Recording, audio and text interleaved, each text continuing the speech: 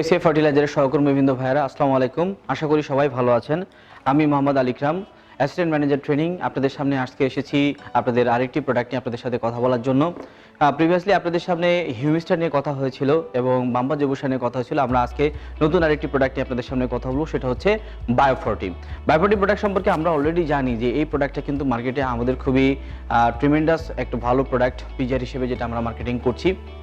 তো এই প্রোডাক্টটা নিয়ে আমি আজকে আলোচনা করব ইন ডিটেলসে। আশা করি আপনাদের সাথে আমি শেয়ার করতে পারবো এই প্রোডাক্টটা কোথা থেকে এসছে, কিভাবে কাজ করছে, এর প্রোডাক্টের উৎস কোথায়, কোন প্রোডাক্টটা কেন কাজ করছে, এই প্রোডাক্টটা কিভাবে আমরা মার্কেটিং করব, কোন কোন ইনফরমেশন আমাদের কৃষককে দিতে হবে, কোন কোন ইনফরমেশন আমাদের ডিএ পিপলদেরকে দিতে হবে, সেই বিষয় নিয়ে আমি আশা করব খুব সংক্ষেপে আপনাদের সাথে আজকে আলোচনা করব।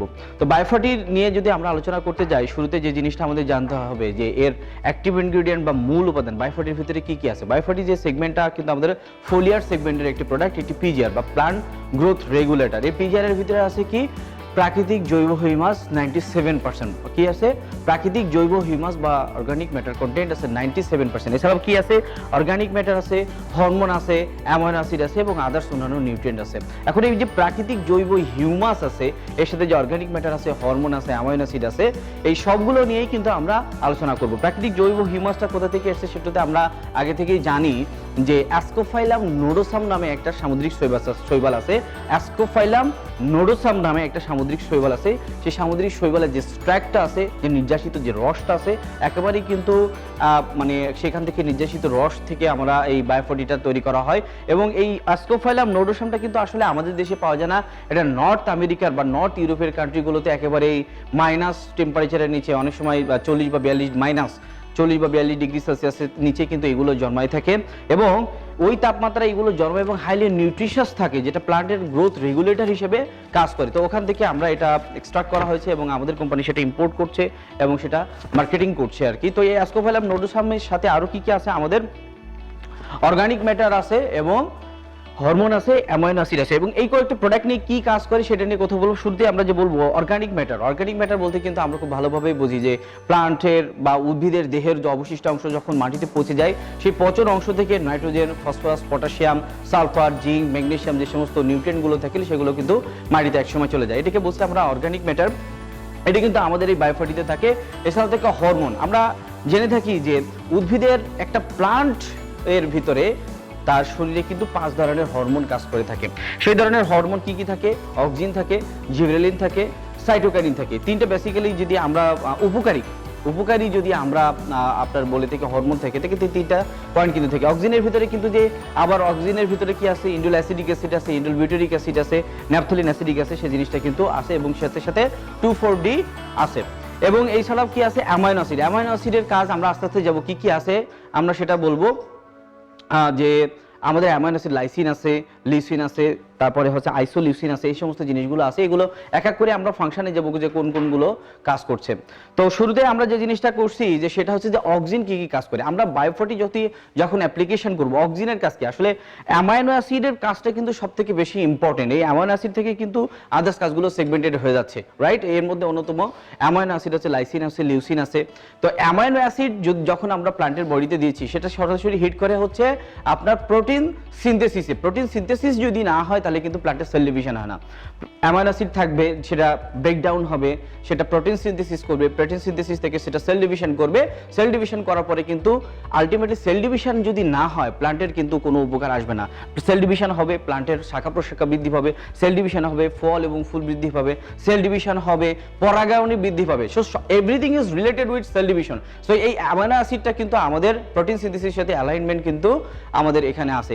এছাড়াও আমরা অ্যামাইনো অ্যাসিডের যদি কাজ আরো একটু ডিভাইডেশন করে জানতে চাই, ইন ডিটেলসে যদি জানতে চাই যে কেন বায়োফর্টি আমরা দিব, কেন বায়োফর্টি দিব, এটাকে একদম ডিপলি বুঝতে গেলে আমাদের অ্যামাইনো অ্যাসিডের একদম সম্পূর্ণ কাজ বুঝতে হবে। এক নম্বর কাজ হচ্ছে যে স্ট্রেস ম্যানেজমেন্ট, স্ট্রেস রেজিস্ট্যান্ট। কিছুদিন আগেও দেখতেছেন এখন আমাদের কিন্তু প্রচন্ড শীতের একটা প্রকোপ বাড়তেছে। একটা দিকে শীত বাড়তেছে, আবার আর একটা দিকে গরম বাড়তেছে। সো এই যে শীত এবং গরমের যে তারতম্যতা, অতিরিক্ত শীত হতে পারে, অতিরিক্ত গরমে হতে পারে, ফোলিয়ার এফেক্ট হতে পারে, তারপরে স্ট্রেস ম্যানেজমেন্ট হতে পারে, কোল্ডিং ইউরি হতে পারে, পোকামাকড়ের ইম্প্যাক্ট হতে পারে, ডিজিজ হতে পারে। এই ধরনের যে স্ট্রেস স্ট্রেসগুলো প্ল্যান্টের শরীরে হয়, তো অ্যামাইনো অ্যাসিড যখন প্ল্যান্টের শরীরে বেশি পরিমাণে থাকে, প্রোটিন সিনথেসিসটা যখন বুস্ট আপ হয়, তখন কিন্তু এই যে স্ট্রেস যেগুলো প্ল্যান্টের শরীরে হয় এবং অতিরিক্ত নিউট্রিয়েন্ট সাপ্লাই সাথে সাথে সেল ডিভিশন যদি থাকে, তাহলে সে কিন্তু ওই স্ট্রেসের সাথে কোপ আপ করার জন্য, তাদের সাথে ফাইট করার জন্য গাছ কিন্তু অ্যাভেলেবল হয়ে যায়। এরপর আরেকটা কাজ করে থাকে কি, ইনক্রিজ ফটোসিনথেসিস। আমরা খুব ভালোভাবে জানি ফটোসিনথেসিস যদি না হয় প্ল্যান্টে, তাহলে প্ল্যান্টের কিন্তু আসলে কোনো দরকার নেই, কারণ খাবার উৎপাদন করতে হবে, ফটোসিনথেসিসের মাধ্যমে গ্লুকোজ উৎপাদন করতে হবে। অ্যামাইনো অ্যাসিডের আরেকটা ইম্প্যাক্ট যে পড়তেছে ফটোসিনথেসিসের উপরে। ফটোসিনথেসিস যত বেশি হবে, গ্লুকোজ তত বেশি উৎপাদন হবে। গ্লুকোজ যত বেশি উৎপাদন হচ্ছে, আমরা অনেকে বলে থাকি যে বায়োফার্টি দিলে ফল এবং ফুল ঝরে পড়া বন্ধ হয়ে যায়। কেন ঝরে পড়া বন্ধ হয় সেটা কিন্তু আমাদের বুঝতে হবে। এমনি এমনি তো ফল এবং ফুল ঝরে পড়া বন্ধ হয়ে যায় না। ফটোসিনথেসিস হয়, সেখান থেকে হাই অ্যামাউন্ট অফ গ্লুকোজ উৎপাদন হয়। গ্লুকোজ উৎপাদন হবে, অর্থাৎ গাছ তার জীবনকালে যতগুলো ফল এবং ফুল উৎপাদন দেওয়া সম্ভব সব কিন্তু সে দিয়ে দেয়।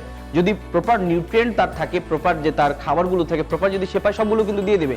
কিন্তু নিউট্রিয়েন্টের আনঅ্যাভেলেবিলিটি যদি থাকে, খাবারের গ্লুকোজের যদি ঘাটতি দেখা দেয়, তাহলে কি হবে, যে ফল এবং ফুলটা সে দিতে চাচ্ছে সবগুলো নিউট্রিয়েন্টের ঘাটতি থাকার কারণে, গ্লুকোজের ঘাটতি থাকার কারণে সমস্ত ফল ফুলগুলোকে কি সুন্দর সে ফলে কনভার্ট করতে পারতেছে না, বা ফলে কনভার্ট হলে কিন্তু সেগুলো ঝরে পড়ে যাচ্ছে। তো ফটোসিনথেসিস যত বেশি, গ্লুকোজ যত বেশি, ফল এবং ফুল ঝরে পড়া রোধ কিন্তু তত বেশি হয়ে যায়। এই জন্য বায়োফার্টিটা কিন্তু আমরা বলি যে ফল এবং ফুল ঝরে পড়া রোধ করে থাকে। এরপরে আরেকটা কাজ করে থাকে, যেটাকে আমরা চিলেশন ইফেক্ট বলে থাকি, যেটা আসলে ওই অ্যামাইনো অ্যাসিডের ইফেক্ট থেকে আসছে, যেটাকে বলি আমরা চিলেশন ইফেক্ট। চিলেশন ইফেক্টটাকে আমরা কিন্তু মানে আমাদের ফার্টিলাইজারের ক্ষেত্রে অন্যভাবে চিনি। আমাদের এই বায়োফার্টির ক্ষেত্রে চিলেশন ইফেক্ট হচ্ছে যে মাইক্রোনিউট্রিয়েন্টসের সাথে আমাদের যে 18টা প্রয়োজনীয় উদ্ভিদের পুষ্টি উপাদান আছে, আপনারা তো জেনে থাকবেন, প্রিভিয়াসলি অনেক সময় আলোচনা করা হয়েছে। 18টা যে প্রয়োজনীয় পুষ্টি উপাদান আছে, এর ভিতরে 9টি আছে মাইক্রোনিউট্রিয়েন্ট। এই মাইক্রোনিউট্রিয়েন্ট কিন্তু আসলে প্লান্টে অতটা, প্লান্ট বা সয়েল এতটা অ্যাভেলেবল থাকে না, অ্যাভেলেবল থাকলেও অত্যন্ত কম পরিমাণে থাকে। সো এই অ্যামাইনো অ্যাসিড যখন আমরা প্লান্টের বডিতে অতিরিক্ত হয়ে যায় বা যথেষ্ট অ্যামাউন্টে আমরা দিয়ে থাকি, তখন কি হয়, এই যে মাইক্রোনিউট্রিয়েন্টগুলো অ্যাকুমুলেশনের মাধ্যমে টোটাল শিকড়ের সাহায্যে কিন্তু প্লান্ট তার শরীরে নিয়ে যায়, এবং যে মাইক্রোনিউট্রিয়েন্টসের যে ঘাটতিজনিত, যে অভাবজনিত যে লক্ষণগুলো এবং তার ফাংশনের কারণে তার জীবন বিক্রিয়া যে প্রবলেমগুলো হয়, সেগুলো কিন্তু শেয়ার করতে দেয় না, only because of impact of amino acid synthesis. এরপরে আরো একটা কথা আছে যে অ্যামাইনো অ্যাসিড সিনথেসিসের কারণে যদি ইম্প্যাক্ট হচ্ছে অক্সিনের, আমরা বলেছি যে হরমোন আছে, অ্যামাইনো অ্যাসিড সিনথেসিস আছে, যদি ইম্প্যাক্টটা হরমোনের, তারপরেও অক্সিনের ইম্প্যাক্ট ছাড়াও অ্যামাইনো অ্যাসিডের আরেকটা ইম্প্যাক্ট হচ্ছে পলিনেশনের উপরে। পলিনেশনের উপরে ইম্প্যাক্টটা কিভাবে যদি আমরা ব্যাখ্যা করতে যাই, পলিনেশনে যদি ইম্প্যাক্ট হইতে হয়, তাহলে কিন্তু পোলেনটাকে শক্ত হইতে হবে এবং স্টিগমাটাকে, পোলেনটা কিন্তু রিসিভ করতে হবে। যখন পোলেনটা পড়বে তখন পোলেন টিউব ফর্ম করে, যদি তার শক্তিশালী সে পোলেন টিউব ফর্ম না করতে পারে, তাহলে কিন্তু আলটিমেটলি ফার্টিলাইজেশনটা হবে না। সো এই ফার্টিলাইজেশনটাকে নিশ্চিত করার জন্য যে ইম্প্যাক্ট রোলটা প্লে করে থাকে, সেটা হচ্ছে এই অ্যামাইনো অ্যাসিড। এছাড়াও আমাদের আরও কিছু থাকে, যে সয়েল আমরা অনেক সময় দিয়ে থাকি, কখনো স্প্রে করে থাকি, দুইভাবে দেওয়া যায়, স্প্রেও করে দেওয়া যাবে এবং জমিতে শেষ শেষে দেওয়া যাবে। মাটিতেও কিন্তু যে সমস্ত মাইক্রো অর্গানিজম আছে, সেগুলোও কিন্তু তাদের এই যে বায়োফার্টি দেওয়ার কারণে তারা তাদের মাইক্রোবিয়াল যে অ্যাক্টিভিটি, রিজেনারেশন যে ক্যাপাবিলিটি, সেটা কিন্তু বেড়ে যায়। এখন আসেন, এছাড়াও কিছু মানে আমরা এটাকে বললাম অ্যামাইনো অ্যাসিডের কথা। অ্যামাইনো অ্যাসিড ছাড়াও আমাদের যেটা হরমোনের কাজ, অক্সিনের কাজ ইন ডিটেলসে আমরা আরেকদিন আলোচনা করব। বাট অক্সিনের মেইন ইম্প্যাক্টটা হচ্ছে যে ইন্ডোল অ্যাসিডিক অ্যাসিড বা ইন্ডোল বিউটারিক অ্যাসিড থাকার কারণে হয় কি, স্ত্রী ফুলের সংখ্যা বেড়ে যায়। যে প্লান্টে স্ত্রী ফুলের সংখ্যা বেশি, আর অ্যামাইনো অ্যাসিড সিনথেসিসের কারণে কিন্তু কি হচ্ছে, পোলেন যে জার্মিনেশন, পোলেন টিউব যে ফরমেশন এবং পোলেনের যে সজীবতা, সেটা কিন্তু ইনক্রিজ হয়ে যাচ্ছে। একদিকে অক্সিন কি করতেছে, স্ত্রী ফুলের সংখ্যা বৃদ্ধি করে দিচ্ছে, একদিকে কি করছে, পোলেন সজীবতা হচ্ছে, অর্থাৎ ফার্টিলাইজেশনের যে পার্সেন্টেজ সেটা কিন্তু ইনক্রিজ হয়ে যাচ্ছে। আলটিমেটলি আমাদের ফল এবং ফুল ঝরে পড়া কিন্তু রোধ হয়ে যাচ্ছে। জিবরেলিন কি কাজ করে, কোষ বিভাজনে ডিরেক্টলি সহযোগিতা করে, কোষ বিভাজনে সহায়তা করে, শাখা প্রশাখা বৃদ্ধি করে। সাইটোকাইনিন কিন্তু কোষ বিভাজনে সহায়তা করে থেকে মূলের শাখা প্রশাখা বৃদ্ধি করতে সহযোগিতা করে। হরমোনের ফাংশন নিয়ে আমরা ইন ডিটেলসে আলোচনা করব।